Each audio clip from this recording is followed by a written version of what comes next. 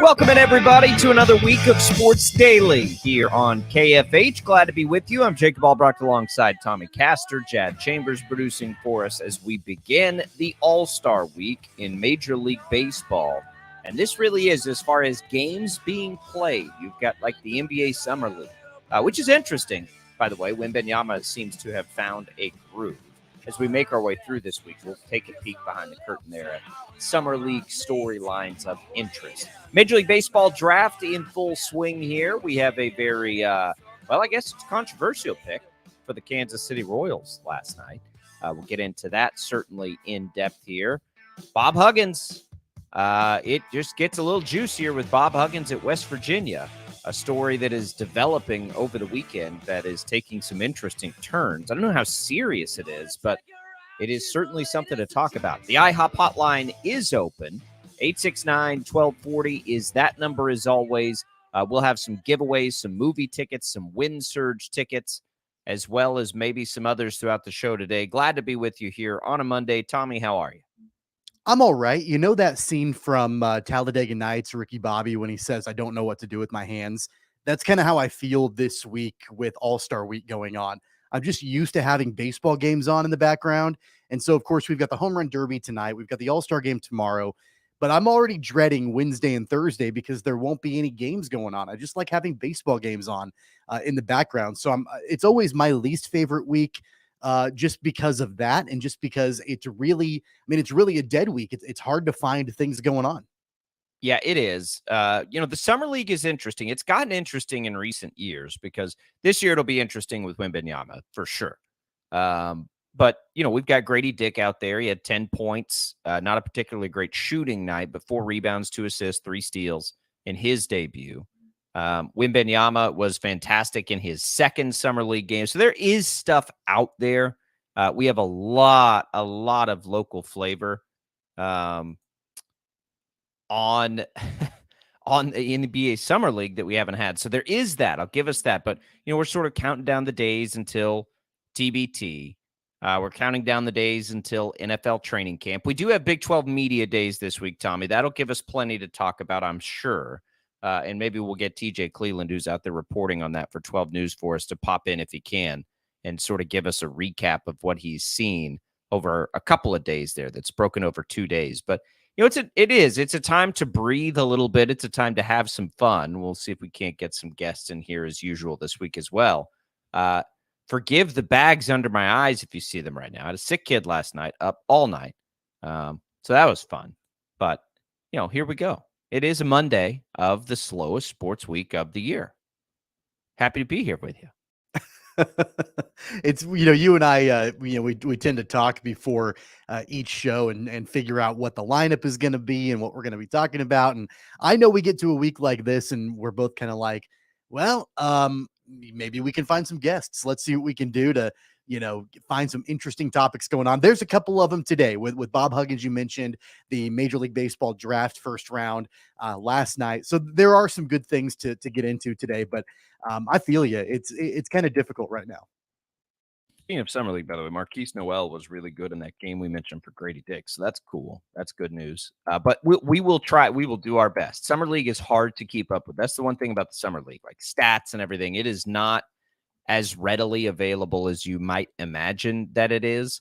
It certainly will be for Wembanyama. And then for everybody else, they play so many games. It is kind of difficult to follow. And can I tell you right now, I don't give a rip about the NBA Summer League. I just don't. I mean, I might take a look at the stat line of the local guys, but I'm not sitting down and locking in and watching NBA Summer League. I feel like there's no break. Like the finals just wrapped up, and then you go right into the Summer League. I could use a little bit of a breather. It's not that I'm watching it because I'm not, but I'm absolutely following it because the Summer League's been advantageous to our guys in recent years. Like the Summer League and it's not even as much. Obviously, we follow Grady Dick so closely because he's from Wichita and was a lottery pick, but his place with Toronto is secure in the short term. But for guys like Craig Porter Jr. and Marquise Noel, we've seen Dean Wade earn his way into rosters. Jaime Echenique was a Summer League darling, and now he's working his way through some NBA sniffs. That for guys around here, there are some meaningful things that happen. Fred VanVleet, certainly. Rod Baker did well there to earn some, some time. So we'll watch it for you. But when I say watch it, I mean like pay attention to it, not like sit down and watch it. Watch it. I mean, maybe some of that if you get lucky and you can find a Grady Dick game on or something. But we'll keep you as tuned in to that as we possibly can. Tommy, the first thing, though, today is the Major League Baseball draft. The Royals being poo-pooed on here for their selection of a high school catcher. Apparently, among the baseball nerds, that's not a smart thing to do. And again, for reference's sake, when I say baseball nerds, I mean like analytics, really like deep diving, stats people. History has not been favorable for high school catchers, sort of like, high school pitchers in the Major League Baseball draft. That's what the Royals did yesterday. I don't agree with a lot of the narrative that I saw there, but I don't have that big a problem with it. He's a back-to-back, player of the year in the state of Texas who is an LSU commit, whose offensive numbers jump off the page at you from a high school level. I think a lot of the problem people had is defensively, they don't know if he translates to a big league catcher. But man, I got to tell you, and I posted this last night, I don't care at this point, because if you can't hit, you're not going to get to the big leagues anyway. Like, people want to draw the comparison. MJ Melendez, that's another catcher. They just tried to put it at another position, and it hasn't gone well.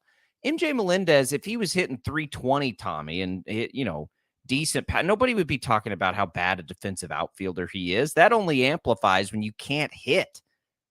So if you can hit, you're going to find your way there. And if you're the Royals, I don't like defensive, versatile, no, give me guys that can get to the big league level and hit at the big league level. First and foremost, that's all I care about.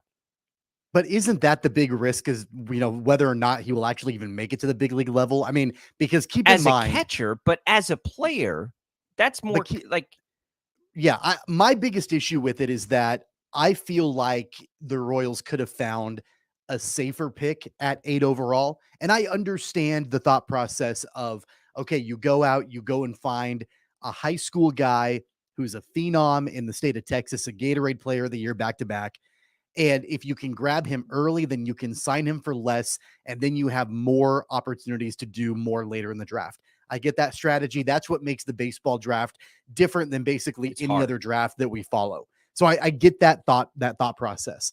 That being said, though, the Royals aren't in a position right now to be taking major risks. They're not in a position right now to be able to just go and swing for the fences because they have the luxury of having a deep farm system. They need to have players that they feel extremely confident in, that they can develop because of the struggles that the Royals have had in developing players. You would like to try to find, in my opinion, somebody that's a little bit further along in their development, that's more of a sure thing to make it to the big leagues. My biggest issue with Blake Mitchell as the 8th overall pick isn't anything about his talent or his attributes or whatever. It's my fear that the Royals are not going to be able to develop him. And he's raw as a high school player. He hasn't had any college experience. They've got to develop him now and get him ready for the big leagues. And the Royals have a terrible track record in doing that over the last 5 or 6 years.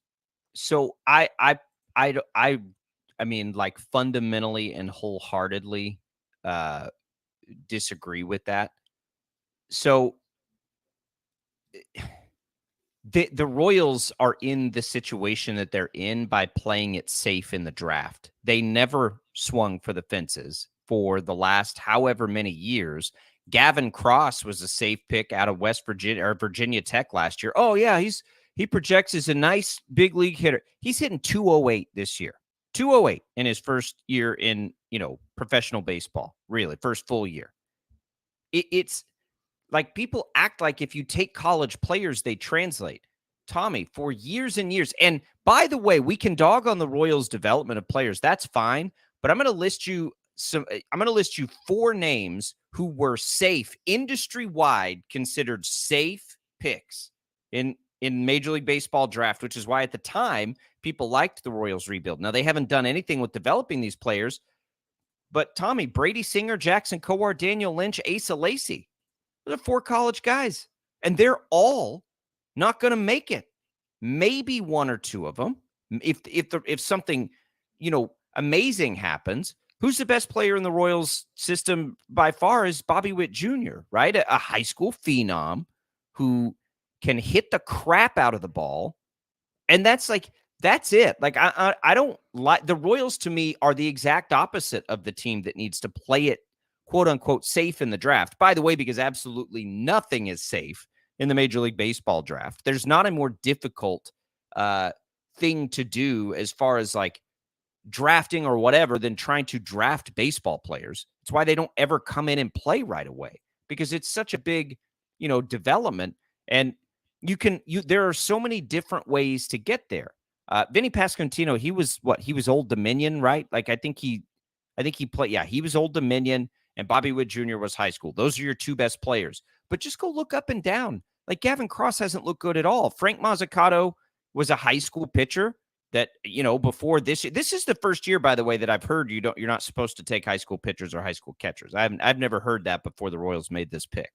Mazzucato looks like he's doing okay. He's a high school guy, but their safe picks over the years have been terrible. Here's pitchers, my issue.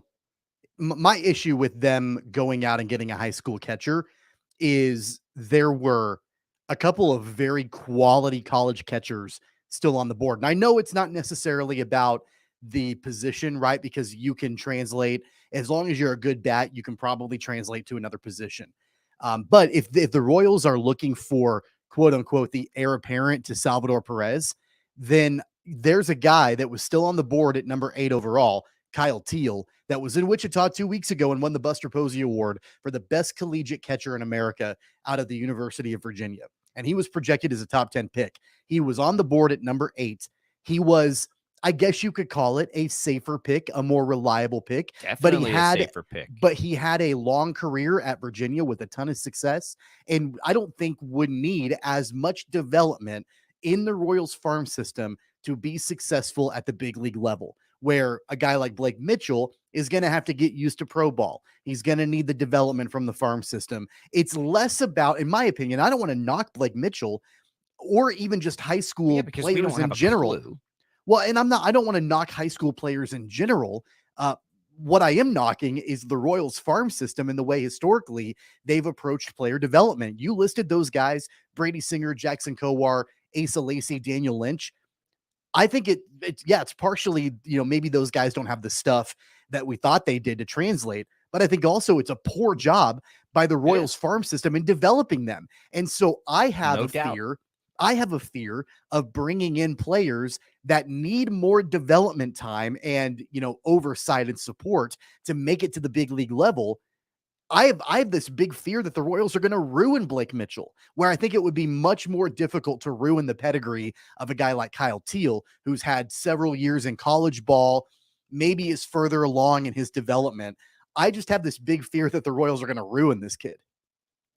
Well, look, but that's no way to draft. Like, if it's between Teal and a high school guy, you take the player that you project to be the better bat. Teal fell to 14, I believe, by the way. So the Royals weren't the only ones that felt that way. Lots of teams did. It's crazy to me to think of safe when you're a franchise that is desperate for great players. Go back even further historically. 2 of the better first-round draft picks the Royals have ever made, Mike Moustakas and Eric Hosmer, were both high school guys.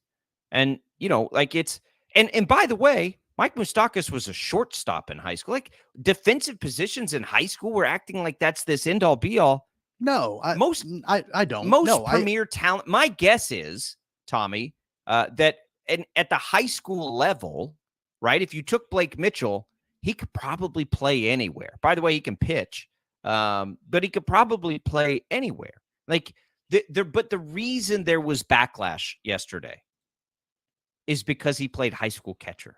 And high school catchers don't ever translate that. Like, what a weird way to draft, right? We have this, you're evaluating things. Imagine being in the Royals chair and you're evaluating this pick. And you're like, man, this guy's bat, who, by the way, Danny Ontiveros, who just took over, I believe he just took over this year, director of scouting, or last year, maybe it was last year, says his bat at that level reminds him of, Bryce Harper. Okay.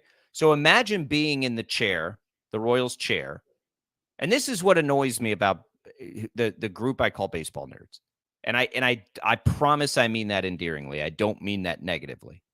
But you're in that chair, you evaluate this bat that way, right? Like I see this guy, like his upside is as high as that. His high school bat reminds me of that. That's what he could be. But you know what?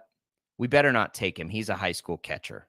We better not. We love him as much as we love him. I mean, he could be this transit. We better not take him. He's a high school catcher, and that hasn't, over the last 10 years, high school catchers haven't done very well. We better pivot and go do something else. Like that to me is like insane. Like, who cares if his bat projects that way? You take his bat. I don't care what position he could be a DH. I don't care. Guess what defensive position Shohei Ohtani plays, Tommy? He's DH. DH. Guess what position kept Vladimir Guerrero an all-star for years and years and years in Major League Baseball? A DH. Nelson Cruz is playing till he's 60 because he's a DH. Like Edgar Martinez was a DH.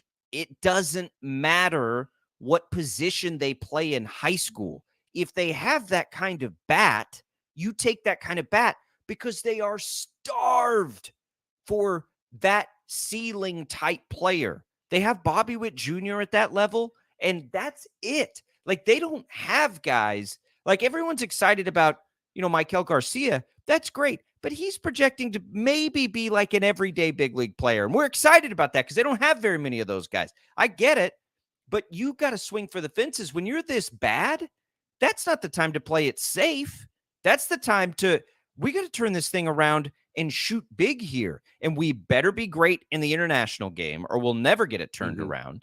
But if we're going to ever break out of this cycle, the last 5 or 6 years of safe picks has been terrible. So let's not do that anymore.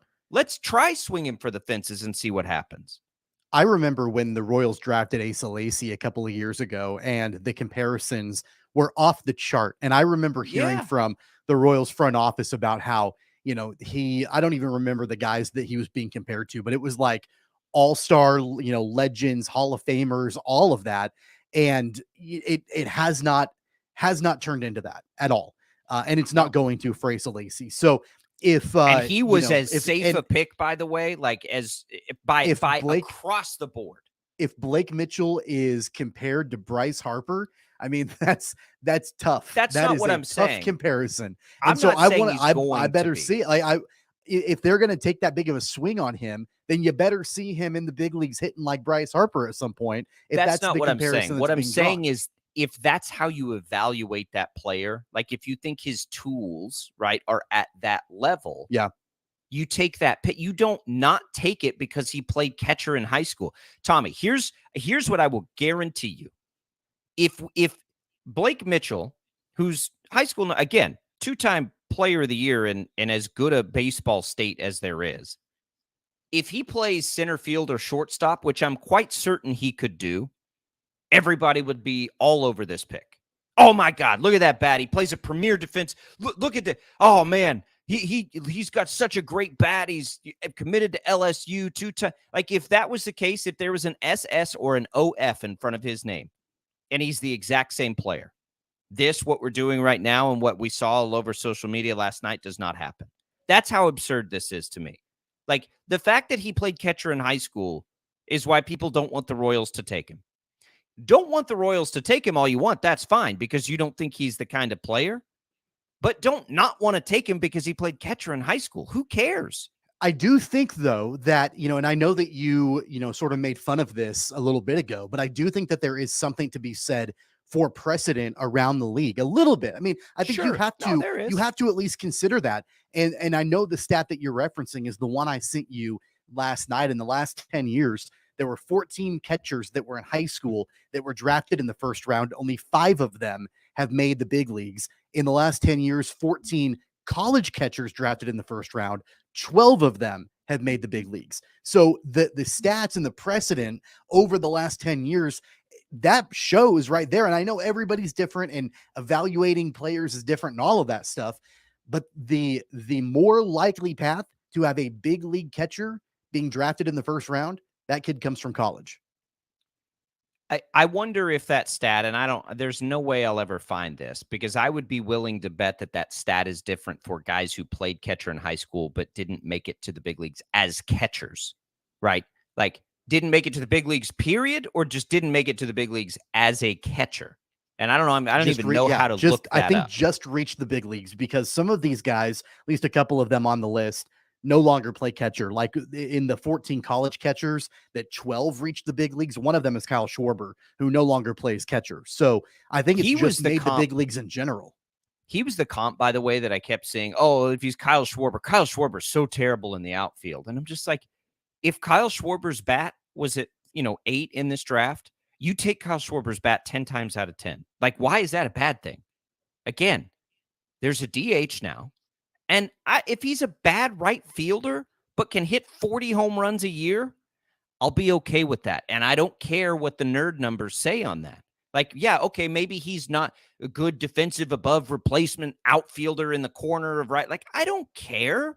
Can you hit? Because the Royals don't have anybody that can. Let's switch gears a little bit. We'll go to the IHOP hotline before we take a break, and we'll continue the conversation. Mike wants to talk All-Star Game. What's up, Mike? Hey, guys. Hey, it's cool to be on the air. Do you guys think the All-Star Game should be played at the end of each MLB season, not in the middle of each season? Because that way players who played the best for, a whole season would make it to the All-Star Game.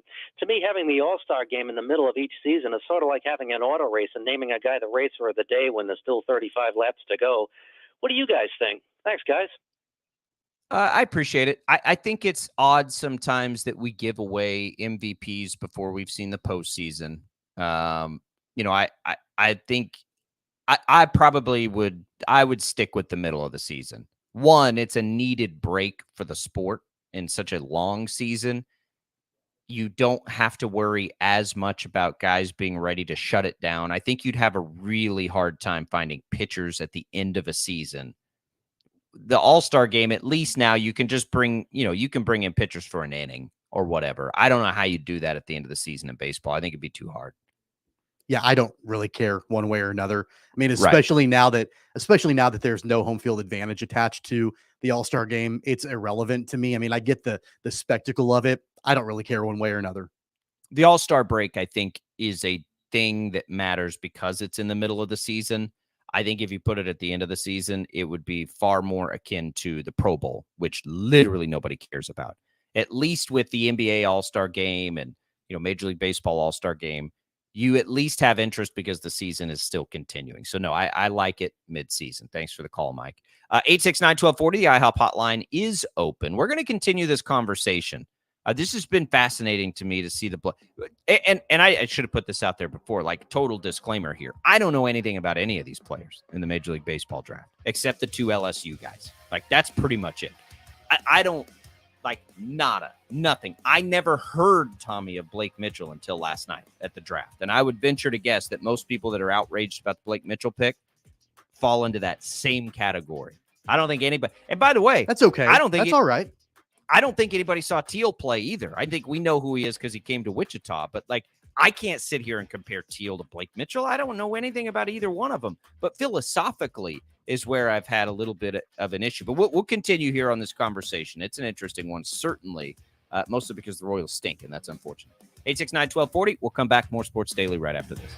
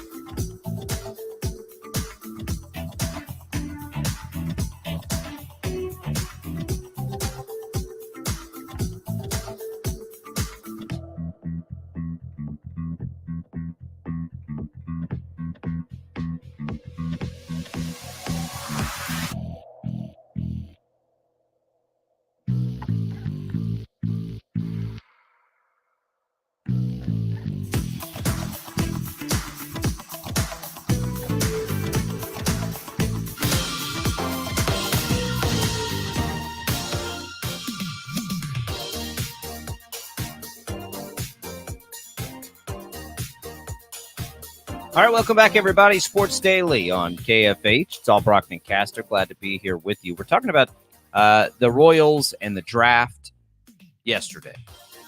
They make a pick. Blake Mitchell. I didn't know anything about Blake Mitchell before they took him. People are not happy that they took a high school catcher because that's not a great place to draft historically. But again, my contention is all I care about is, can the guy hit? Because right now there's not a lot in the system that can. And I also fundamentally agree with, like, they needed to play it safe. Saw the comparison that they needed a single or a double and they swung for the fences. Man, I'd be swinging for the fences too if I had nothing in the system. If, by the way, a safe pick, you take those because they're supposed to help you quickly, right? In the next 2 or 3 years, they're going to suck in 2 or 3 years, no matter what they do. So I'd rather them be real good in 5 years than, 70 wins in 3 years. So I don't know. I guess I just don't get it. And again, I don't scout these players. If you don't like the player, like if you don't like Blake Mitchell, that's fine. Like, I've got no issue with that. I don't know anything about that. I'm just talking philosophy here. If the guy projects, and again, Danny Ontiveros, projected him as a reminder, right? Player comps are always totally unfair and ridiculous, but just like as a comp, as a, whatever, stylistic, it was a Bryce Harper type thing. And I've heard Kyle Schwarber, we mentioned, be brought up as a negative reason not to do this, if that's that kind of bat. And I disagree with that. Take the bat that can, that can produce at the big league level. You got to bake in a little bit of, defensive development, if not at catcher, then literally anywhere else, because again, I don't care. Turn him into a second baseman, turn him into a right fielder, get him into the minor league, see if he can catch. If it doesn't look like he's going to project as a catcher, okay, fine. Put him somewhere else. Let him learn how to do that. He's going to be 18. He's got plenty of time to fit into whatever window the Royals are trying to, deal with now. But Tommy, the biggest reason why I laugh at this idea that they should be taking college players is because they've had terrible recent history taking college players. Terrible. Last year, Gavin Cross, Asa Lacey, Daniel Lynch, Jackson Kowar, Brady Singer. No. Like, none of them have panned out. And but again, you want them to keep. Again, that's got to be, I think, less on the players and more on the system being terrible. I think It's both. It's a combination of both, right? It's a combination of both, to be fair. But the Royals farm system and their development, they've done these young players no favors whatsoever. One thing that I want to make a point on real quick is that I think that we can differentiate a little bit here. Like, these two things don't have to be mutually exclusive. You can be safe and you can swing for the fences at the same time. And I don't think you can necessarily correlate like safe automatically means college and swing for the fences automatically means high school. Those two things don't necessarily always play into place. So by saying the Royals making a safe pick at number 8 overall, that doesn't necessarily mean that you pick a boring player or somebody that, might project to be a decent. No, I think you can still swing for the fences at number 8, but maybe with somebody that's more proven. So I think that the word proven is a little bit better than the word safe. That's kind of what I'm looking for, because safe has negative connotations to it. I'd rather the Royals at 8 overall take a player, and maybe it is swinging for the fences, that projects really, really highly, but somebody that is a little bit more proven than a high school player. That's my only point. They've done that though, and it hasn't worked out. So using that model just because it is that model doesn't make sense to me for the Royals organization. They've had a decent history of doing both. Now, their recent history of first round picks has not been good, really. And I mean, it's been Bobby Witt Jr. is the exception, of course, to all of that. But Bobby Witt Jr. is a transcendent talent. And you happen to pick number 2, right? So that's not that doesn't take like a genius to figure out at that point, because Bobby Witt Jr. was that kind of a prospect. I just like when you look at their history, there haven't been a ton of amazing, but that goes across baseball, by the way, too. Like, it's not just the Royals that struggle with first round picks. It's literally everybody. And so you have to get it right in the international game. You have to get it right in player development, which is what they haven't gotten right. That's, to me, a far bigger, need, and everything is development versus drafting. But I again, like it all comes down to the way you project players. If you project this guy, this wasn't some absurd pick. It was the pandemic year. Not. It was the pandemic year. And the Rangers drafted a player that wasn't on anybody's like top 150 list. That's absurd, right? Blake Nelson, is that his name? Blake Mitchell. Blake Mitchell is, from what I can tell, no worse than a top 15 player on everybody's projection lists here. So they took him, 7 spots before, his projections. Like, it wasn't some insane reach that they made. I'm telling you, Tommy, because I see it across it all the time when people get so caught up in stats, and we do this in baseball more than any other sport. It's because there's a C in front of his name that people are mad right now. No, if there was any other letter in front of his name. I don't think that's only it. That's not why I'm upset about it. It has nothing to do with him being a catcher.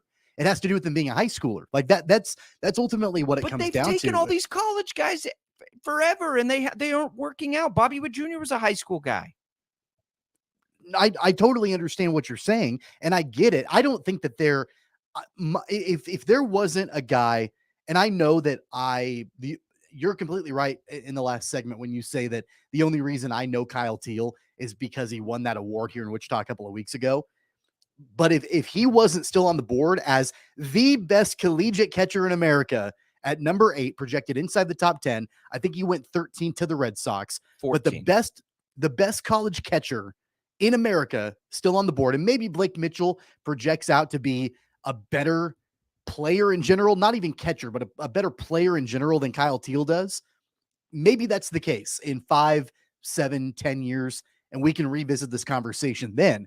But right now, again, I don't want to use the word the Royals needed a safe pick, quote unquote. I don't want to use the word safe because that's a bad word. It's a bad connotation. I would have rather seen them get somebody more proven. Now, if Blake Mitchell comes in and the Royals are magically able to develop him when they haven't been able to develop anybody hardly in their system at all over the last 5 or 6 years, then I'll eat my words on that. But right now, he's raw. He may have to play another position. He may have a great bat that projects to be like Bryce Harper. Time will tell on that. I have no idea if he can hit home runs like Bryce Harper or whatever. He's a lefty with power. But at the end of the day, I think the biggest thing for me is, what is the likelihood of an 8th overall pick not only making it to the big leagues, but having an impact on this Royals organization in a couple of years? And he's a two-way prospect, by the way. And I feel, by the way, and just one final point on this, I feel like there is a much better chance. You know what? Let me take that back. I don't even want to say a much better chance. There is a better chance for a guy that was the best college catcher in America to break it into the big leagues and make an impact at the big league level. Oh, there's than a guy like Blake Mitchell. There's no question about that. I don't disagree with that at all. But I'm not interested in just breaking into the big leagues. I'm interested in trying to find players like all-star caliber players. There is a way better chance Teal makes it to the big leagues than this high schooler. Like, that's not even debatable. But when I'm as bad as the Royals are, that's not the only thing, that matters to me. We've got to have like real high ceiling, high caliber players for the Royals, or nothing will change for them. He's a two-way prospect, by the way. Hits from the left side, and he's going to the best baseball program in the country. So again, I want to just like evaluate it as if he didn't have a C in front of his name, because it's not because of him catching that even has him on these radars anyway. It's his bat that has him on these radars. It's not his defensive position. To me, this is sort of like the Royals are at a casino in Vegas, and they've been at the same blackjack table for a number of years, and they keep losing hand after hand after hand. They don't have a whole lot of money left. Rather than trying to build it back up, they're just pushing all their chips into the center. And I think it's risky, and I think the Royals have to be as risk averse right now as they possibly can be. Maybe Blake Mitchell is the guy, but man, it sure seemed like a desperate pick to me at number 8. Frank Mazzucato in recent years and Bobby Witt Jr. are the only two high schoolers they've taken. Mazzucato is, the jury's way out because he's still so young, but he's been handling himself pretty well in A-ball. He just got a promotion and has only pitched like once. But when you, so just in recent history, right, if those are your two high schoolers and your college players are Prado, Singer, Kowar, Lynch, Lacey, and Gavin Cross, I just, it doesn't matter in baseball. Like, the way you get there in baseball is so different. It's not like other sports. In the NFL, the vast majority of Pro Bowlers and great players are first-round picks, right? NBA, same thing. In baseball, no. Throw it out the window. Like, you just have to. And again, this has been the Royals' bigger issue, is they have not developed or projected right. But you gotta go with who you think the best bat is. You can't worry about, oh man, are they going to be able to? Because they're not in that sort of position. They have to swing for the fences. That part of it, philosophically, I haven't agreed with. Speaking of baseball, let's give away some WinSurge tickets real quick. You can go see the WinSurge on us. 4-pack of vouchers available to you here. Cool thing about those vouchers is you can pick the game you go to see. They're good for any of them. Courtesy of Sports Daily and KFH. Chad will get us a winner. First caller, 4-pack of WinSurge tickets, 869-1240 right now to the IOP hotline. We'll come back. More Sports Daily right after this.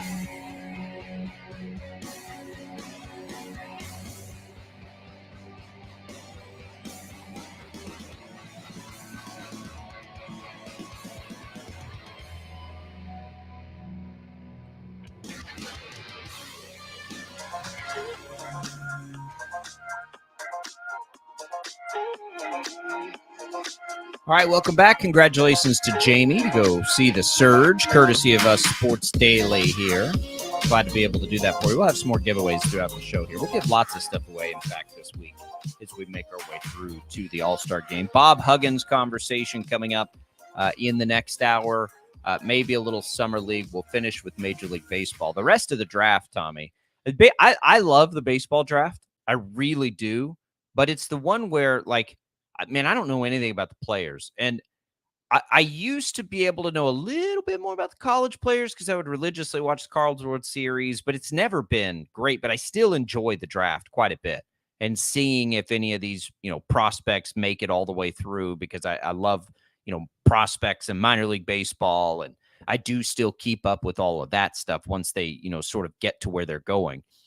Top of the draft, pretty, universally, I'll say this too, like this was considered a very strong draft and they're not always considered that way, but the top five, everybody sort of knew the top five. I think there was a pretty clear tier that is the top five. They went maybe not in the order people thought, but you had the Pirates buck a trend and take a pitcher number one overall. That rarely happens, but it was a guy, again, when you when you look at people's projections, like outside of, Steven Strasburg and maybe like Mark Pryor, if you're talking about, guys that, that project as highly as he does coming out, that's where he is at this point in his development, Paul Skeens. So good for the Pirates for taking a shot there, because teams like the Pirates don't get a chance to take top line pitchers. I mean, they had pretty good luck with Garrett Cole.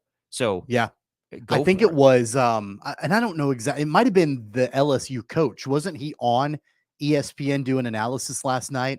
Jay Johnson. I think he was there, and he mentioned that. And I know that obviously he's this kid's coach, but he mentioned that there were some other players that were projected, in the top 5 that could be really good big league players, maybe even all-stars. But when he talked about Skeens, he said that this guy, they could build a statue for him outside of the stadium in Pittsburgh. So I've heard comps to like Max Scherzer, Justin Verlander on the table. That's always a dangerous game. Kind of like when you're projecting Blake Mitchell, kind of being like Bryce Harper. Like that's really dangerous to do. It's comps. And I think all they do at that point is, and not Verlander or Scherzer, because I don't think those guys coming out were as highly, graded out as those other guys we mentioned. Those are more like it, if things go well, it could be that type of pitcher, but that's all you can do, right? Is how did they scout? Like, do they scout? And I think that's what people are pulling from when they say Strasburg and Pryor and whatever, is that he scouts that way. Dylan Cruz, who everyone thought would be the number 1 pick, goes number 2 to the Nationals. He's as safe and as highly, skilled a bat at the top of the draft, I believe, since Adley Rutschman is what I saw. And then Max Clark, Wyatt Langford, Walker Jenkins, all in whatever order the next 3 of those guys. What did you think, real quick, Tommy, about the lottery being involved here? Some teams, that really helped. Some it really hurt. I like it. I think I do too.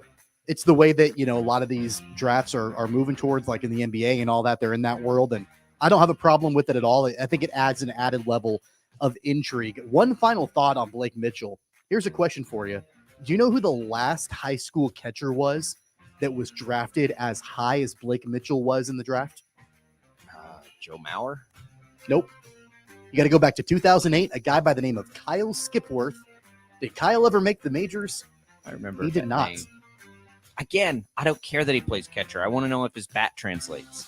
The catcher part of it is the least important part of that draft pick. I just want to know, can his bat translate? That's it. Don't care about catcher. What kind of hitter is he? He wasn't drafted because he's a catcher. He was drafted because he's a hitter. I'm pretty sure. I don't think they're looking at his defensive abilities as a reason to reach on him. They're doing it because his bat projects that way. 2-time player of the year going to LSU. He can hit. I don't know. Obviously, a risky pick by the Royals for whatever, account, but they're all risky. They're all risky. There's not a not risky pick in this draft. That maybe Cruz out of LSU isn't risky. Everybody else is risky. 869-1240 is the IHOP hotline. We can jump back into the draft, Royals fans, if you'd like. If you want to go back to the conversation, you can always find it for free on the Odyssey app. We'll come back. Bob Huggins. What in the world? We'll hit it next on Sports Daily.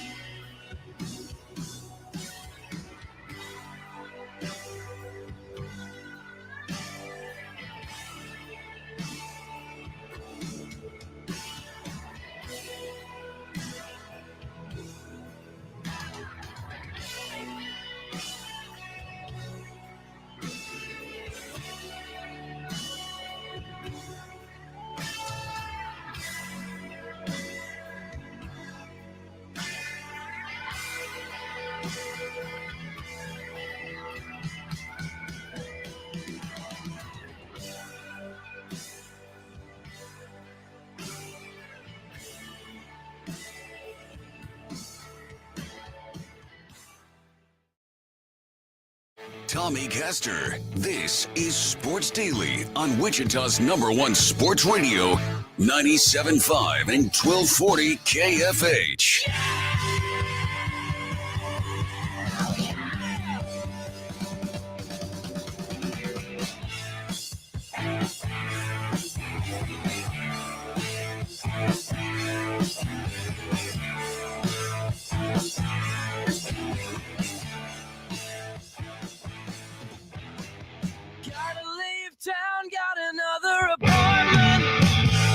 All right, welcome back in, everybody. It's Sports Daily. It's Albracht and Castor. It's Monday of All-Star Week, and we're having some fun, spending a little time on topics here as we get ready for the Home Run Derby, the All-Star Game, probably the trade deadline heating up really for the first time.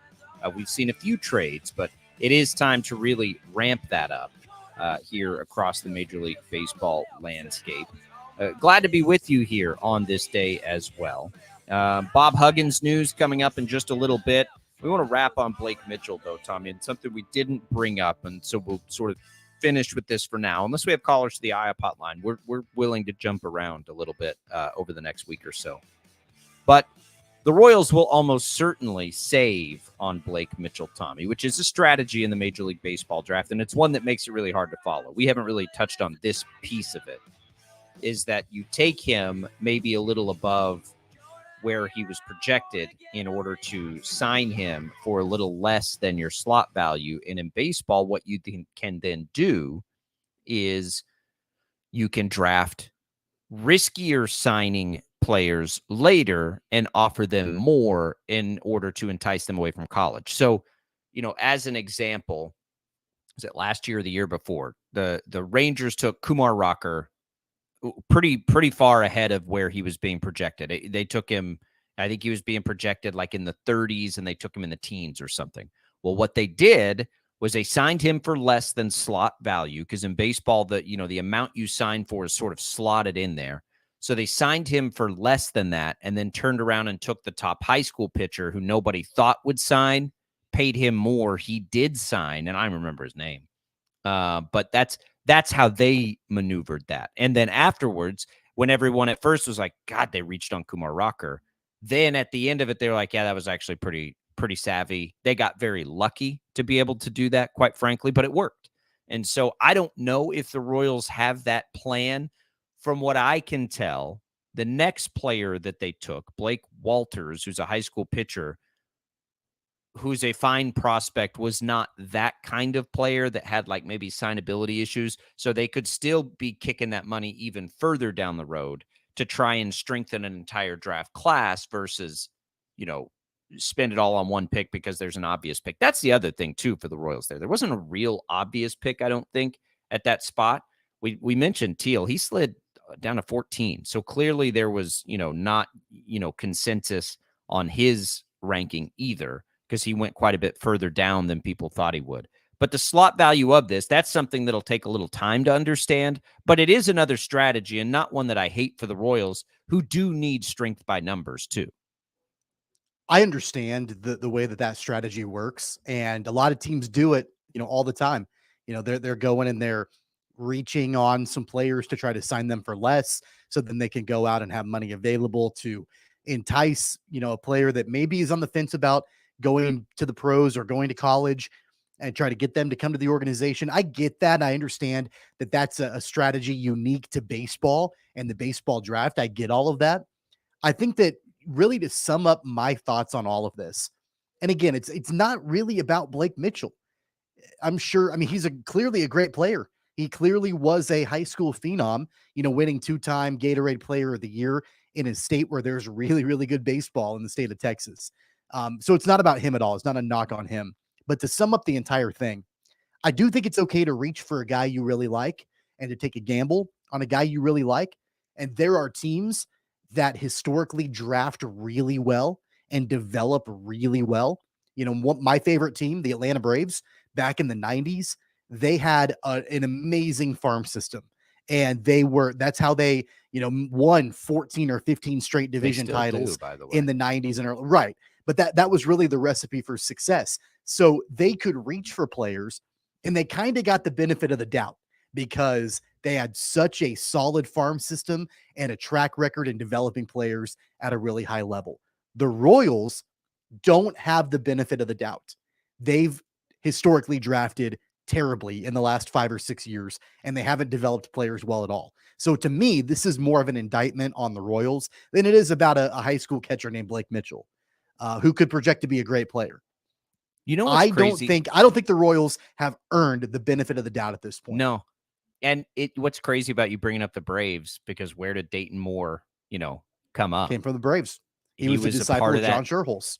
He was a part of that system. That's what, again, like to take a step back and speak to the degree of difficulty involved in this at the baseball level. Dayton Moore, who was at the absolute center of what you just talked about, came over to Kansas City early on. I think did a pretty good job drafting, identifying, and it just didn't go well lately. But you know who the GM of the Royals was when they had a great farm system in the 80s? John Sherholz, who then went to the Braves and had a long run. So there's been a lot of Braves Royals connections over the last 30 years as far as like front office and, scouting and that sort of thing. Yeah. Okay. So it was fun too. I saw in the Rangers draft room, Chris Young brought Dayton Moore over to the Rangers. Chris Young's now the GM in Texas. And it was, I stood out. It's his hair and that he's not very tall. I was like, that's Dayton Moore. I forgot they brought him in there. So here's something else. And Randy Jesse Early pointed this out, who follows the Royals and does a great job. there are some things about Mitchell in high school that, and the Royals put this in their release, that do make him a little different than most high school hitters. One, he had an on-base percentage, Tommy, of above 700, which is quite simply he was on base in high school more than 70% of the time. His walk to strikeout ratio was 51-8. So during the break here, Kyle Teal, who everyone wanted the Royals to take, I've gone back, and the University of Virginia has, the highlights of, for whatever reason, they don't mention his senior year. I don't know if he got hurt or something, but as a junior, he hit 574, 8 home runs, 31 RBIs, on base percentage of 678, and a not as good walk to strikeout ratio as Blake Mitchell, right? And Blake Mitchell had a lower batting average, but more power, a better walk to strikeout ratio, better OPS, better on base percentage. So basically, what I'm saying is Blake Mitchell was a better high school baseball player, by the way, in the state of Texas instead of New Jersey, which is where Kyle Teal played. So the competition was probably at a higher level, I'll assume. But Blake Mitchell was basically a better high school player than Kyle Teal was. Now, I'm not taking anything away from Kyle Teal. All I'm saying is Kyle Teal played well at college, but if he's that kind of player and Blake Mitchell is a better hitter at the high school level, doesn't that have some value? Sure it does. Well, yeah, absolutely it does. And, like we've talked about this entire show, Blake Mitchell has the pedigree and the stats to be a really, really good ball player.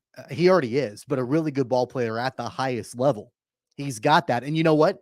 If it had been, I don't know, 29 other teams in Major League Baseball drafting him, maybe not 29, but a good portion of other teams in Major League Baseball drafting Blake Mitchell, then I would say, man, they'll be able to develop him and he's going to be a star. I'm just not sure I believe that the Royals are going to be able to do that. But if we're just looking at pedigree, and Teal, who I agree has the chances of him making the big leagues are sky high. Like I would say it's going to happen. If we like him, and I did, and I thought that's who the Royals were going to take, by the way. But there's a player who at a comparable level had better numbers against higher competition. It would be like, taking a single A player, if they were both playing single A and one just had better numbers, right? Like if you, what can you compare? It's not totally fair, but I think it does have merit and value when you talk about those players directly up against each other. Again, I'm not saying Blake Mitchell was the right pick. I'm saying upside is the right strategy, though. I do also think, and this is complete conjecture from my part, I've got no proof to back this up, but I was thinking about this last night, that if you're looking at a succession plan at catcher for the Kansas City Royals after Salvador Perez, if they had taken Kyle Teal, my thought process would have been, okay, they're probably going to hang on to Salvador Perez and not trade him at the trade deadline. Have him play a couple of more years for Kansas City, and then have a succession plan for a big league catcher ready to go and Kyle Teal ready to take over. Now that it's Blake Mitchell, who by all accounts that we've talked about, he doesn't have to play catcher, and he's going to probably need a little bit more time to develop. I do think it's still on the table that the Royals move Salvador Perez at the trade deadline and they look elsewhere for their catcher of the future. It's not necessarily Blake Mitchell. He could play any position, right? So I know it's hard to connect the dots from the MLB draft when you're talking about potentially years away and prospects and risk and all of that. Where like in the NFL draft, if you draft the first rounder, you're probably slotting him in to start right away in year one. It's different in Major League Baseball. So you have to kind of stretch your thought a little bit when you're trying to connect those dots. But I do think that you can make that connection a little bit with the future of Salvador Perez.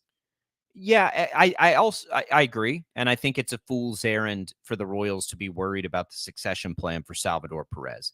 All the Royals need to be doing at this moment in time is getting the best players that they can get, no matter where they play, no matter what it is.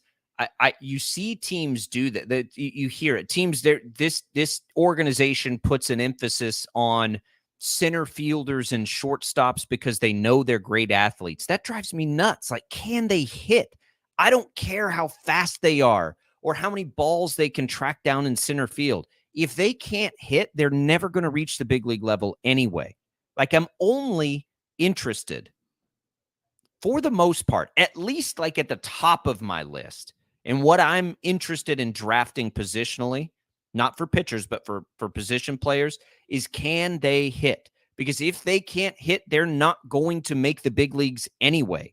So if you take this tall, fast, toolsy kid who's a 290 hitter in high school, but man, he can run really fast. Like, I don't have much interest in that. Those guys don't pan out very often.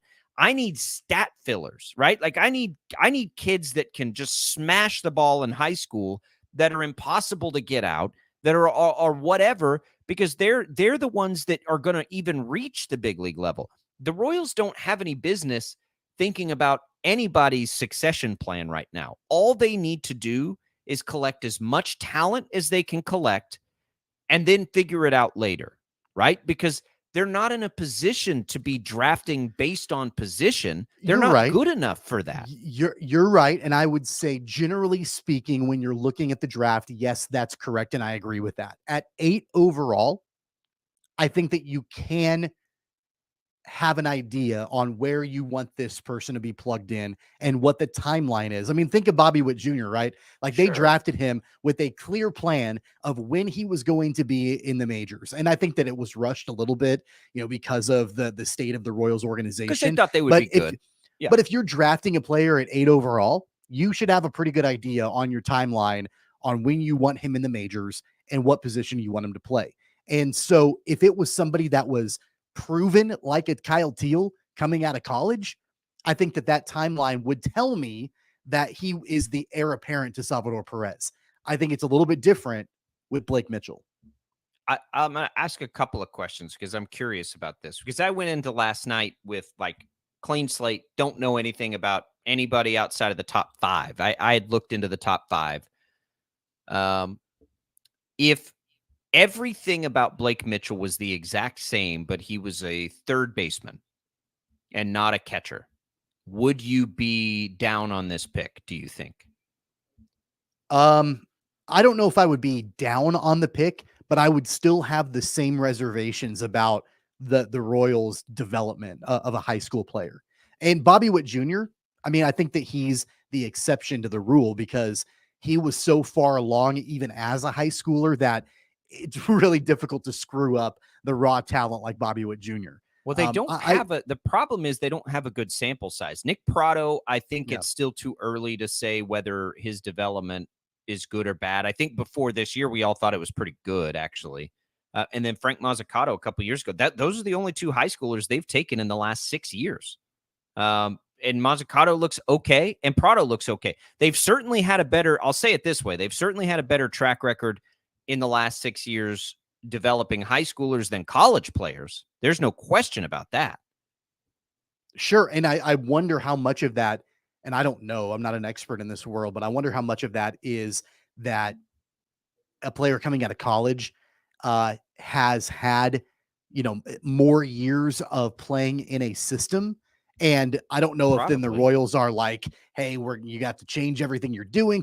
Like, I wonder if it's because like a high schooler's more raw and you can try to craft them. I don't really know exactly the way that works. I think at the end of the day, like I said before, I just don't have a lot of faith in the Royals' ability to develop a player like Blake Mitchell, especially if that player like Blake Mitchell may end up changing positions. Like, if you're locked into one position and that's what and you're good at that, then I've got maybe a little bit more faith in the Royals being able to develop him. But if you're trying to get him to play a brand new position, man, I'm not sure I've got a lot of faith in that. Let me be perfectly clear. I don't have any faith in the Royals developing any player at any position at any level because they haven't done it well lately. Again, the picks that they took in those years of the rebuild, the college pitchers, universally considered safe, good. Like, I don't trust them to develop anybody right now. Right. So again, I just want the most talented player that I can possibly get at that point. And I don't know if Blake Mitchell's that because I don't know anything about who's around him, right? you know, you go back 10 years ago, the Royals had the 8th overall pick and they picked Hunter Dozier. And I'm not sure that we would, I mean, he made the big leagues and, you know, Yeah, had a I don't know couple that of I'd call flashes. Hunter Dozier a total flop, by the way. I don't think he was either, but I mean, at 8 overall, yeah, I don't think you maybe would have liked to see a little bit of a longer tenure, a longer career and more successful. Bubba Starling, probably Yeah. a better look at somebody that didn't do very well. That didn't really work out. But they've had, look, again, go look at every team across baseball's first round picks. Like it's a brutal exercise to try and do it. They just like if you go back 20 years, most of their best players, whether it be Zach Greinke, Billy Butler, Moustakas and Hosmer, we already mentioned. Mike Montgomery had just a probably second on that there. list. Most of those guys are high schoolers. They've had far more very good players develop, whether it was by them or somebody else in a trade, by guys that they've drafted out of high school than guys they've drafted out of college. They're fine college players too. It's both, but it's more high school if you go back 20 years. But going back 20 years doesn't make a lot of sense because it's the organization's totally different now. Yeah. What bugs me about the Blake Mitchell thing is everybody's hung up on the fact that in recent years, high school catchers, I don't care if he's a catcher or a DH or a third baseman or a right fielder. Can he hit? And yes, he can. And he hit at a better level than, everybody that the Royals thought they should take. At a comparable level, he was a better player at that point than Teal was for Virginia. I'm not saying he's going to be a better player. I'm just saying, like, that stuff matters and is relative. Don't just hate the pick because the guy plays catcher. That is the least important part of this. Now, they like him as a catcher, just to be clear. Like he projects okay as a catcher. There was, different scouts had different opinions on him as a catcher. It's not that the Royals don't like him as a catcher. He may very well be a catcher. I don't know. I just don't care. I want to know if he can hit. And the other thing he can do is pitch, which is a fallback option sometimes for players that throw really, really hard like he does. Is, there's almost like a backup plan of, well, if it doesn't work here, then maybe you could still be a bullpen piece. That does factor into, and I do think that matters as far as risk reward, right? I think your risk goes down if there's two different paths to the big leagues potentially for a player. Not saying he's going to be Shohei Ohtani. That's not what I'm saying at all. But Alexi Ogando, do you remember Alexi Ogando? Sure. He was for Oakland, I think, first, and then Texas and somebody else. I don't remember exactly who he came up with, but he was I think he was a outfielder for most of his minor league career. And right at the end, it wasn't working, switched to be a pitcher. And he was really important to some really good teams as a pitcher. So that's not out of the question either, that a guy that is a really high quality pitcher as a backup plan. Maybe that mitigates some of the risk. I don't know. I mean, I'm not in that room. I'm not sure. But it's not a bad thing to have in the back pocket. Yeah, I mean, versatility in today's game is so much more important than it was 10, 15, 20 years ago. When you've got the ascension of Shohei Ohtani, and of course, like you mentioned, like, we're not saying that Blake Mitchell is Shohei Ohtani or anything, but versatility is important. The universal DH is there. And I think having players be able to project in a bunch of different roles, that's important. And we've seen a handful of players that have a lot of success in the big leagues today by playing multiple positions, and you can move them all around the diamond. I'm just looking. There's also, and I hadn't seen this until now, people are freaking out because Mitchell has the same birthday as Bubba Starling. Yikes. Yeah, that's not good. That's funny. It's fine. I don't look. The people talking about it follow this far closer than I do. He throws 97 on the mound, by the way. I don't care if he's a catcher. I care if he can hit, and he has at that level, at a pretty high level. But so does everybody that get drafted at the top of the draft. So I don't know, man. It's fun to look at this. I hope that the Royals get one right because they've gotten so many wrong lately, and it's a shame. It's too bad. This is why I think the lottery will be a good thing, by the way, for teams like the Royals that don't just mail it in like the Astros did. The lottery will fix that. So love it or hate it, teams like the Royals who try to stay competitive in rebuilds will be rewarded through the lottery long term. Not in the short term. It's going to bite them in the short term, but in the long term it will. 869-1240, Huggy Bear. What in the world's going on in West Virginia? That's next on Sports Daily.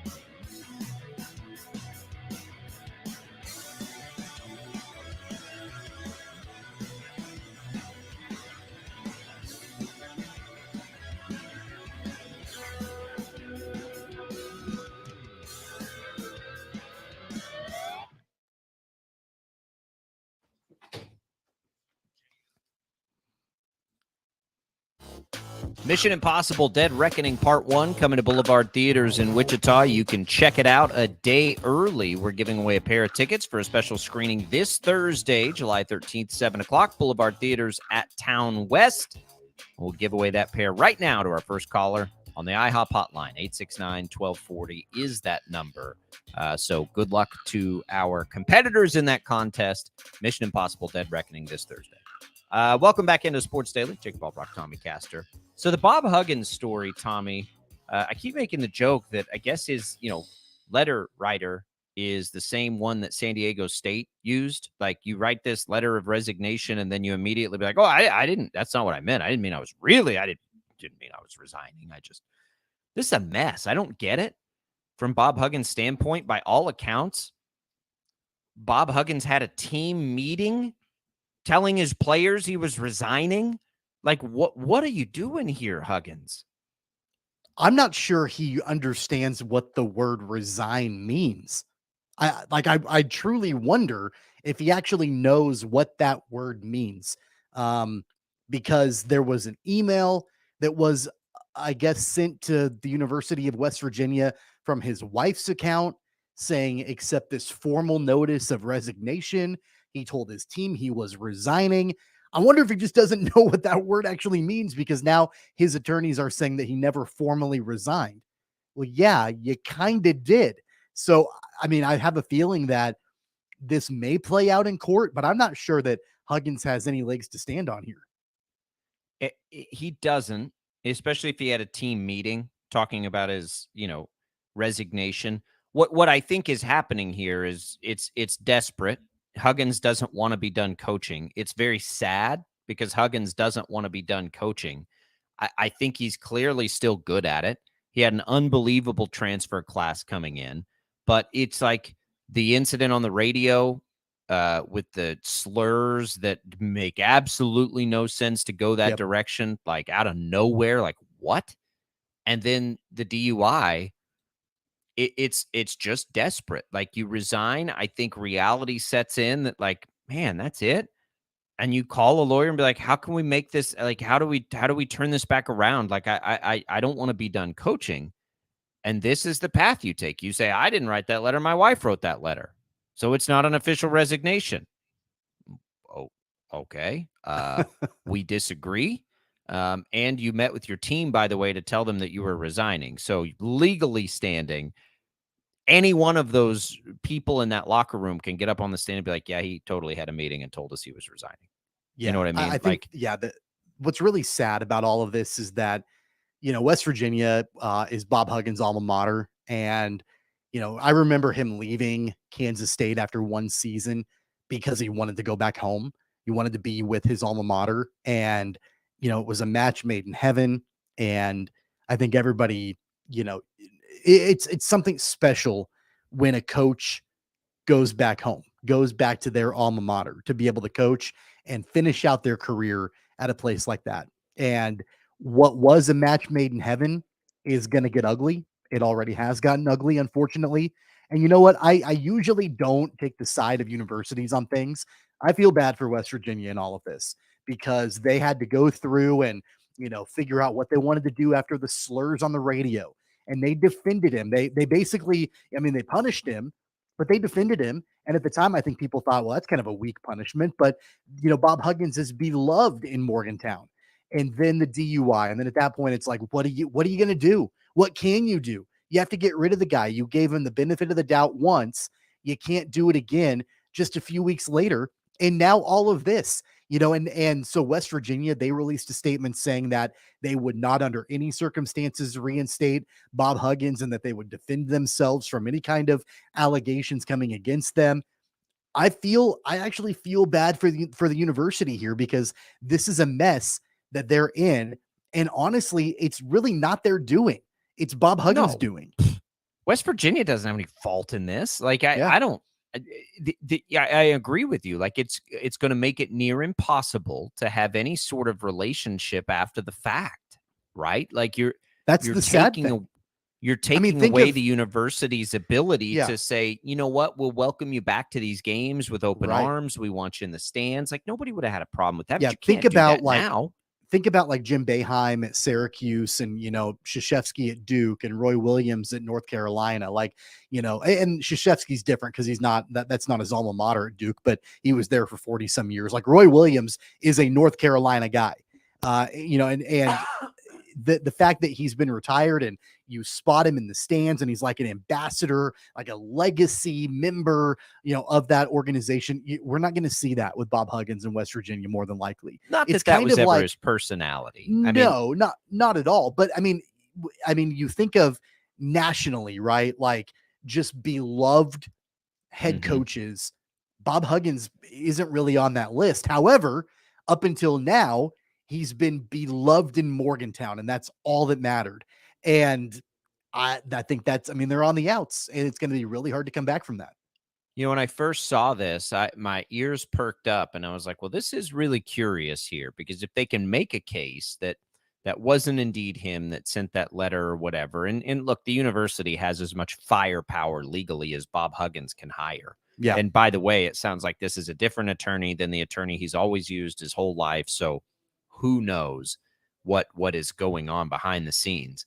But the second I saw that there was a called team meeting where Huggins informed his players and the team that he was resigning, that's where I was like, well, I don't even understand legally what he thinks he's going to be able to pull off, because the defense on that is easy. Like, you told your players you were resigning, so clearly you did have that intention. Case closed, right? Like, it's not right. It's not now. It's like my ears aren't even perked up now. It's just like, oh man. And I don't know if he got bad advice or, before this formal resignation, because one of the things that he is claiming through his attorney is that he entered rehab, which is good. I'm glad he did, because he clearly needed it, right? So he's currently, I guess, in rehab right now, and his attorney said that he has fully intended on resuming his post as head coach when he completes the rehab program. So I don't know if he was given bad advice or if he misunderstood the terms of what was going on. I don't know if maybe at some point there was a conversation of, if you enter rehab and you complete the program, then you can come back. I have no idea the inner workings of all of this, but that part of it does make me sad, right? That he's clearly dealing with some interpersonal issues. He has for a long time. It's not the first time he's had a DUI. This is his second one, and clearly felt like he needed to get some help for it, entered rehab. And I don't know if he thought, hey, if I go to rehab, maybe there's a chance I can come back. That's obviously not the case. Yeah, well, that wasn't going to happen anyway. Like, West Virginia was in the free and clear when he resigned. Like, it was like, whew, okay, now we don't have to make that brutal decision. That's an absolute lose-lose for this university. And so now that they're clear of it, and maybe too, it's just some of Huggins and his camp saying, let's see if we can't take advantage of the fact that the public would be on your side here. But I'm not sure the public's going to be on the side now, as this is just like spiraled into this sort of like weird thing, right? It's like, how do you feel about, because I'm really conflicted on this. How do you feel about Bob Huggins' legacy after this? I mean, the entire the terrible couple months, and then him demanding to be reinstated. Like, do you think that this has damaged his overall legacy? Not really. It will probably in the minds of like historians, journalists to some degree, because we, will hang on to that and remember that stuff a little better. But to the general public or to West Virginia, I would say very little. I don't think 5-10 years from now, if somebody's challenging, some of his win records or anything like that, it'll even be brought up. They're not going to say, yeah, Bob Huggins, who had all those wins and was so great for the university. But remember now, he had a really rocky ending. Like, I not much. Yeah. I don't think it will be much of a factor. I think you were on vacation when all of this went down originally. And so I remember Paul and I, discussed it. And one thing Paul brought up that, I don't know, I'm conflicted on this. And I think I would lean towards, no. But the thought of, could there potentially be ramifications with his Hall of Fame induction? I mean, the fact he is a Naismith Basketball Hall of Famer, and should there be some kind of morality clause where, you're potentially removed from the Hall of Fame ranks if you do something to damage the credibility of the Hall of Fame.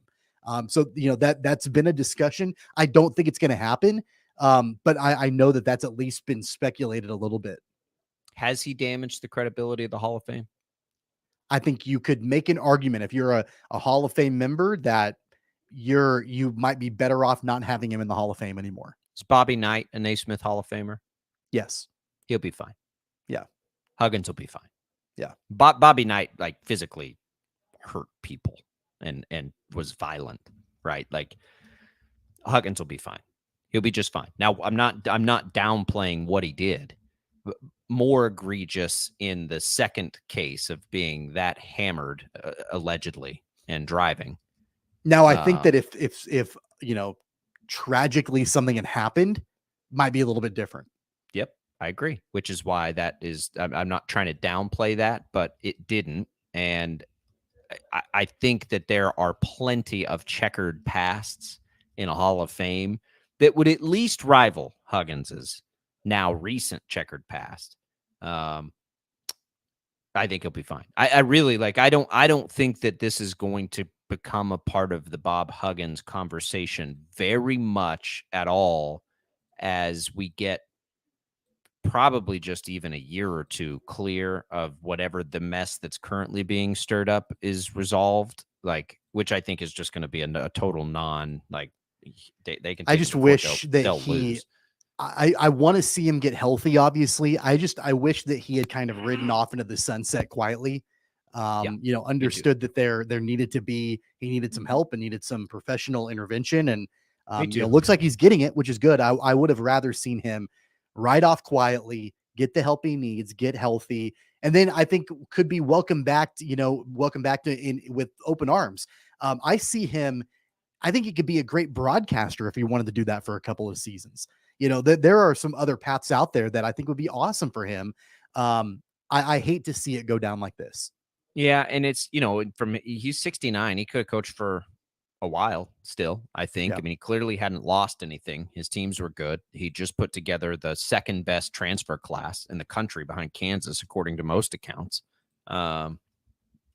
It's unfortunate. It really is unfortunate because he still had plenty left in the tank from a basketball perspective, but from a personal perspective, obviously some things have got to change from the comments on the air. It's just like when that happened, you're like, how does that happen? Yep. How do you even get there is one thing, but how you say it live on the air, you're just like, what? That doesn't even make sense. And then, the DUI doesn't not make sense because there's a little bit of a history there.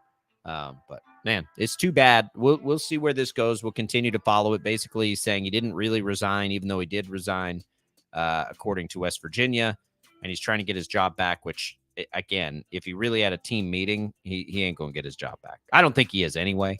But that almost puts the nail in the coffin of that. Congratulations to Mark for winning some tickets to the latest Mission Impossible movie. By the way, Odyssey and KYN bring you Concerts in the Park, which are sponsored by IHOP. Free live music Friday from 8 to 10 in Andover Central Park at the Capitol Federal Amphitheater. This Friday, lucky people, bring your lawn chairs, blankets, extra cash for the food trucks. No coolers allowed. Gates open at 6:30. I'm happy to do that as a part of that fun concerts outside. Enjoy the weather. You had good weather if it hadn't been raining. It hadn't been hot. We'll come back. More Sports Daily right after this.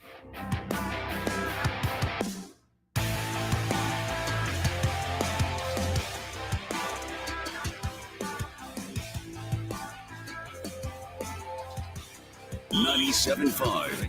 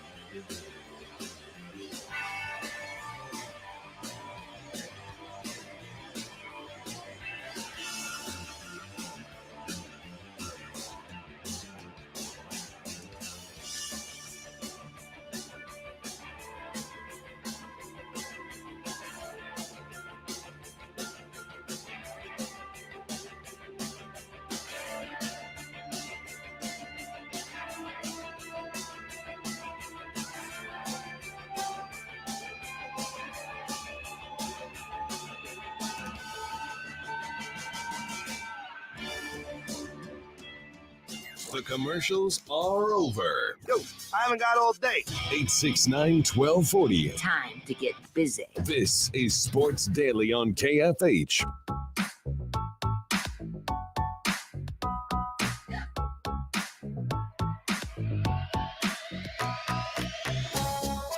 All right, welcome back, everybody. We mentioned the concerts in the park. So last week's was canceled. We're waiting to see if it's rescheduled. So a little bit of a misstep there, but that's where that is.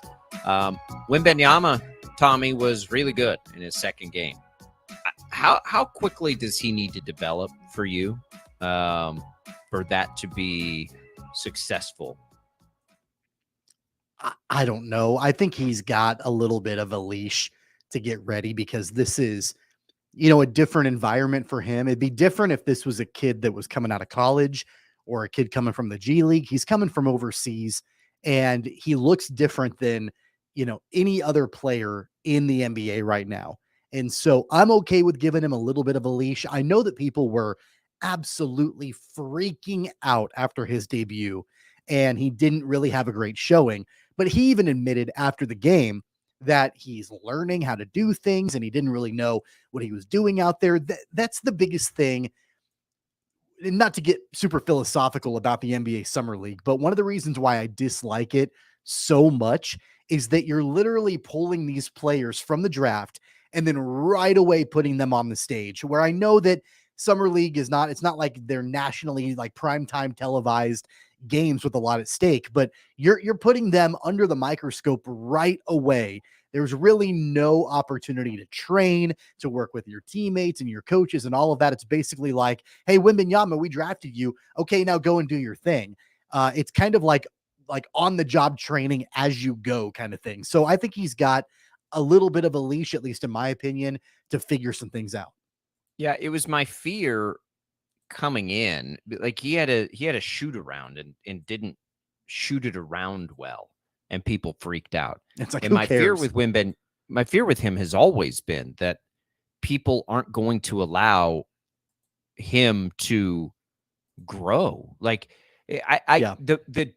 the different, like he's this high ceiling prospect, and I get all that, and it's very obvious why he is, but people always want to try to like make the comparison to like somebody like LeBron James coming out of high school. I'm like, if your eyes don't tell you that no matter what type of player Wembanyama turns into, which is probably going to be a great one, like to compare that to what LeBron James did in his rookie year, LeBron James weighed like 290 pounds or something. Like he looked like an NBA player. Wembanyama doesn't look like an NBA player, yet he has to have some time to grow physically. And, let's compare the NBA draft process and all of that with what happens in the NFL and then even in Major League Baseball. So in Major League Baseball, we talked about it earlier in the show. You get drafted, you go to the minors, you can develop. There's really not a whole lot of pressure on your shoulders, and it is what it is. In the NFL, you get drafted. You might play in week 1, but at least you go through OTAs and mini camp and training camp and preseason. In the NBA, you get drafted. Good luck. Go play. Go play against the top level competition. Good luck. But good luck. We're gonna watch you, see how it goes, and we're gonna criticize you from day one. I will say that it is the sport that's the most advantageous to do that because, like for Wembanyama, he's been playing professionally for a while. So the Summer League shouldn't be that big a deal for him. Now, the NBA will be when he plays his first NBA game, right? Regardless of what he does in the Summer League. Like, once you get to the NBA, it's a little bit different. But it's fine. I don't have any problem putting expectations on him. I do, though, and have been concerned for a while that people – and this is why San Antonio, by the way, is the absolute perfect place for him to be. People will freak a little quicker with him because of the amount of hype he has had now for about 18 months. But Greg Popovich will fall on and handle any grenade that comes there locally because Greg Popovich has the sort of hold on the market like a college coach might have, right? In a smaller market. Like, right. It's the only place, too, in the NBA where that exists. There are no other places where the coach is the biggest star. That's what Popovich is. So he can deflect and handle some of that. And the other thing about the Spurs and in the community, they adore them so much. They don't take for granted the fact that they have them. I don't want to say it's a privilege that they're able to have a pro team, but it sort of is, right? It's not like where it's such a big market, they're just going to have one. So I do think there is a little more forgiveness there too. And the organization obviously has a track record. Like they've earned that respect and time and everything else. But nationally, and look, in his second game, he had 27, 12, and 3 blocks. Like, if he keeps doing that in the summer league, everyone's gonna be like, all right, this guy's going to be great. I just don't, when he has a bad shooting night or something, like, give the kid a break for a second. Right. I don't have any issue having expectations on Wembanyama, and I do. I've got expectations on him to be a superstar. I've got no issue with that at all. I just don't have a lot of expectations in the summer league. Let him play, let him develop, let him get ready to go. When the regular season starts at that point, all right, like I'm ready to rock I don't and even roll. know, but I don't know what my expectations are for the regular season this year either. Like, I don't know. I don't think there is. Well, I think high. rookie of the year is probably on the table. I would think, Sure. as somebody to, have some individual success. The other thing, by the way, with Greg Popovich, I don't know if you saw this, just signed a new 5-year deal to remain as the coach of the Spurs. I wonder how much of that, which we could all was see inspired coming, by Wembanyama, a million miles away. What was when they won the lottery? The first thing I said is Pop's going to coach forever. You don't walk away from that if you're a coach. Right. And look, like I guess if Victor Wembanyama comes out and scores like 15 points, 10, 12 rebounds, a couple blocks a game in his rookie year, I'm going to be like, okay, fine. Like, that doesn't really have anything with his trajectory. Now, I think he'll be better than that.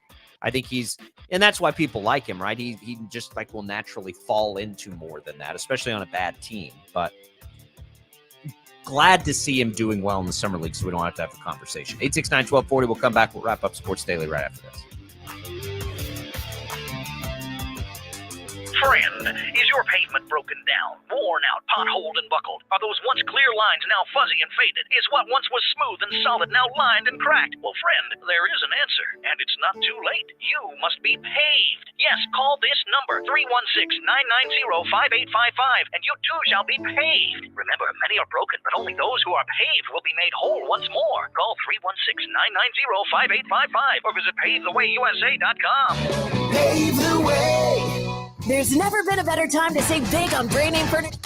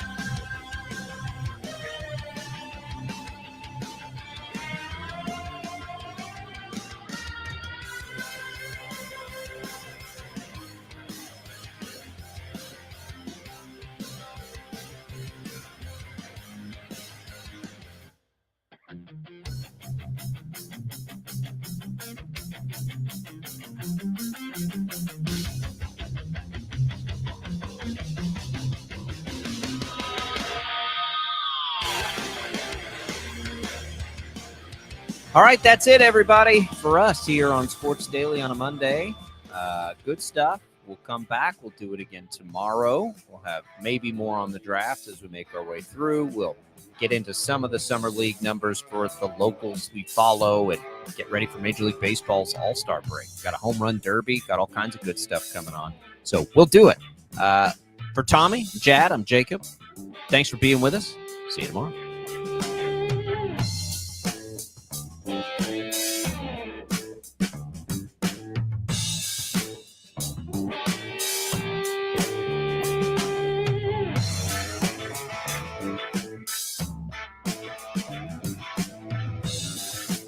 Sports, lighter news, and great comedy with Bob and Tom Morning.